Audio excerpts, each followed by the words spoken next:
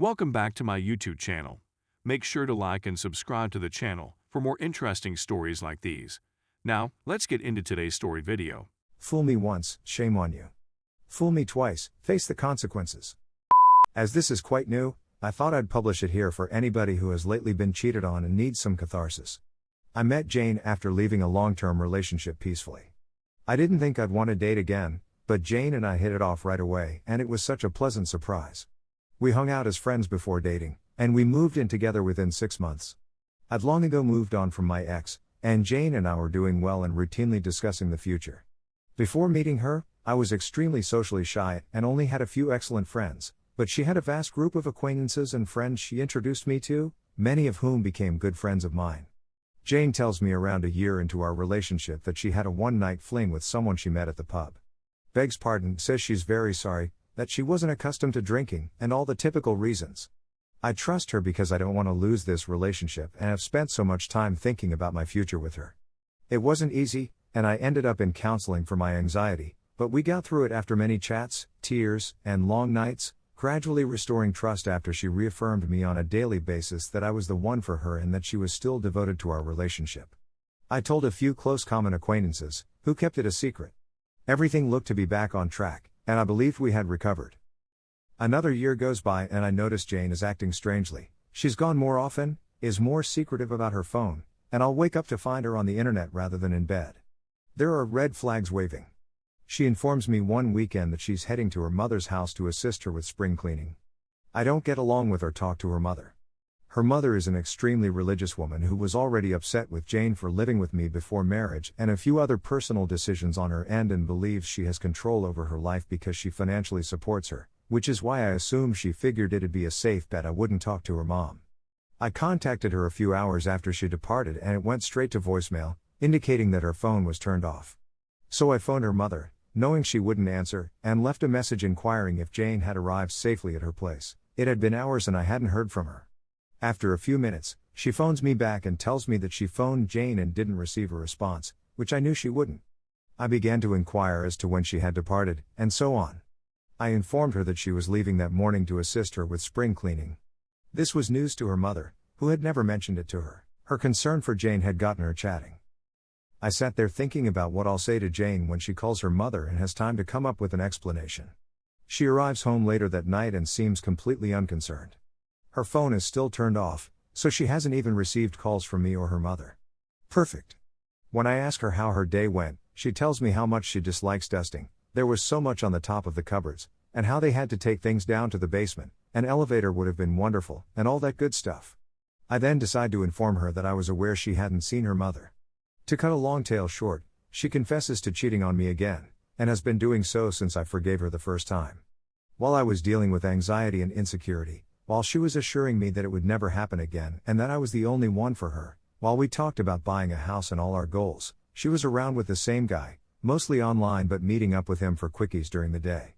I simply shut down, went to stay with a friend, and told Jane it was all done. The more I thought about it, the more my melancholy turned to rage, and the more foolish I felt for giving her another opportunity. I had squandered 2 years of my life by making myself vulnerable to someone I had fallen in love with, who I believed loved me, and who had made a fool of me.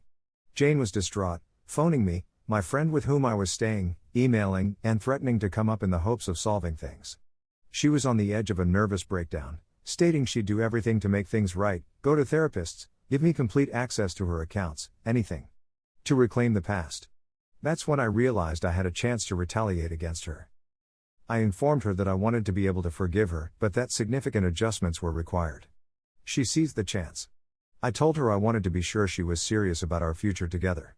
First, I wanted to consider renting a larger space, someplace free of negative memories. We were on a month-to-month lease. So I gave my landlord notice and requested her to begin the process of finding us a new lease somewhere since I couldn't take it right then. I then informed her that if we're going to learn to trust again, I'd want to start thinking about getting married. I don't want to think about the past. If I do, I'm going to want to leave. I only want to think about the future, and the first step should be establishing a joint account. I told her I still trusted her with my money, and she agreed. I transferred a few $100s into the account and informed her that I had spent the remainder of my funds on paying 2 months advance rent to a friend with whom I was living, and that he would return it to me in installments since I would be moving out sooner than expected. Now that everything was in place, I assumed I'd damage her social life. But I understood it would need more planning to do it. So I asked her to return to our flat. We remained there till the end of the month. We sobbed together. She was overly loving, let me see her remove her social media profiles, and most days she served me breakfast. She was just so sorry. I wanted to yell at her, but instead I'd plead for comfort and reassurance, pretending to be a wounded animal.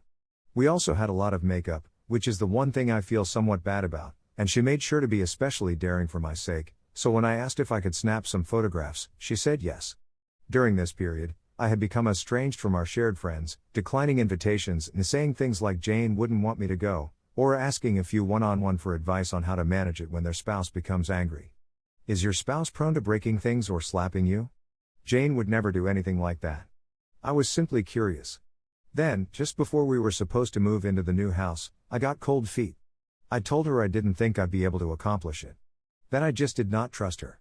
She was in a panic, asking with me not to go again and imploring for whatever she could do to make things right. So I informed her that I thought our social group had put her up to it. She vowed on her life that no one knew. But I questioned how I could trust her. I don't trust her with them since she lied to me twice before. I knew beginning often involves new individuals in our life. That I'd never feel safe again as long as these folks I'm not sure I can trust were around. I worked her down to the point where she agreed to ghost them all. That, though, was insufficient for me. I informed her that I needed to destroy the bridge because I didn't trust them. So I had her rejoin and write a message to the group chat about false pals and backstabbers and how she was better off without them, then ban them all. She sobbed for a long time over it, but if it was necessary for me to remain, she'd get over it. I got a number of messages from common friends wondering what the hell was going on, to which I replied that it was complex and that I'd speak to them soon. After a few more days, it's time to relocate to the new location. We spend the day moving things in, and Jane is virtually delirious with excitement when we speak about our future plans. I tell her to go collect anything she needs from her mother's house, and I'll go get some things from my parents' house, and we'll meet back at the apartment that night. As soon as she goes, I contact my buddy, and we pack everything I brought over and return it to his apartment. Then I messaged my friends, telling them Jane had been violent for the previous several months, a lie, which is why I hadn't gone out, and that she had blocked them because she believed I told them and they were pushing me to leave her. I then went to the bank and depleted our joint account, which included around $400 from me and approximately $3,700 and some change from her. Then I wrote an email to Jane's mother claiming to be an enraged ex who had access to my phone, which had all of the sensual images I had taken with Jane. I just thought you should be aware of what your daughter and that piece of trash are up to. Finally, I had a buddy strike me in the eye twice, causing it to swell. Then I blocked Jane and requested 2 of our common friends to meet up with me. It was over in an instant. I explained how Jane had been psychologically and physically aggressive in the months after I uncovered her cheating. I gave them screenshots of her conversations with this person. I told them I had remained silent to protect the peace, and how she had lashed out at them all when she felt they were assisting me behind her back. How out of character that was. When she threw a remote at me and swollen my eye while we were moving, I realized I had to go, and that's why I needed to take the money to get to safety. Jane arrived up to my friend's home seeking for me, and he told her I had moved and that if she showed up again, he would call the authorities. While I hid upstairs, heard how she frantically tried to find me to figure out what was going on, and how she reached out to our mutual friends to make amends and tell them it was all my idea, only to discover that the ones I had been talking to and subtly alluding to being abused for weeks, as well as the ones who remembered me coming to them after the first time she cheated, and the ones who had seen my eye, had passed along the information to her entire social circle, and she was met with threats. How she told the last mutual friend she spoke to before he ghosted her that her mother said she'd pray for her and cut her off financially for living an unhealthy lifestyle until she can smarten up after seeing the photos, which she can't prove I ever sent because her mother wouldn't have kept them, and that she's severely depressed. She's imprisoned in a 6-month lease with no money, no friends to depend on, and no one to assist her remain afloat save maybe her previous lover if she runs to him. I'll use her money to pay the rent on a new apartment for myself, and I'll buy my buddy a nice present as my collaborator in this. I intend to continue going to therapy, both to get over this and to work through my sentiments and how low I went to seek vengeance, since I don't want to carry this negativity with me in the future. After that, I want to relearn how to be single and enjoy life on my own, aided by the friends I inherited. Edit: before anybody forgets what sub they're in, I realize this was a bad idea on my part. But that's okay with me. And, no, I don't think this elevates me to her level.